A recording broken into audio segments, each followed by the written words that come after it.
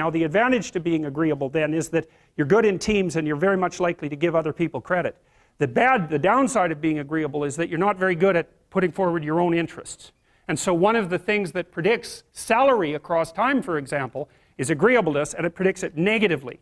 And so it's part of the reason why women get paid less than men. And this is something for the women in the class to really listen to. Because how you get paid across time depends on a very large number of things, right? It depends on your skills and your abilities and your position and your social network and all of that. But the other thing it depends on is whether or not you actually go ask for money. Or maybe that you don't even ask. Because actually you don't ask for money. You tell people that you need to be paid more or something they don't like will happen. And I don't mean as a threat. I mean that you have to be willing, when you're negotiating, to have an alternative. You go talk to your boss who isn't going to give you money because everyone wants money, right? It's a competitive game. You're going to have to go there and say, look, here's what I do. Here's why it's useful. Here's why you have to give me more money. And this is my opportunities if you don't.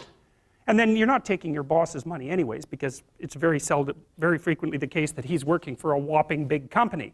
But he needs an excuse to give you money because everyone's asking for money all the time. And so you have to put your case forward powerfully and disagreeably. Now, you don't want to do it too disagreeably because then he's going to think that you're a son of a bitch and maybe he's not going to give you anything and maybe you'll get fired for being mouthy and all of that. And that certainly happens to people who are too disagreeable. You got to get the balance right, but it's definitely the case. And the other thing that happens to women that's also worth noting, and this is probably because they're higher in negative emotion, is they tend to underestimate their own utility in business settings. Right? Because if you're trying to evaluate what you're like and you're more tilted towards negative emotion, then the things that you do that are wrong are going to stand out more on the foreground than the things that you do that are right.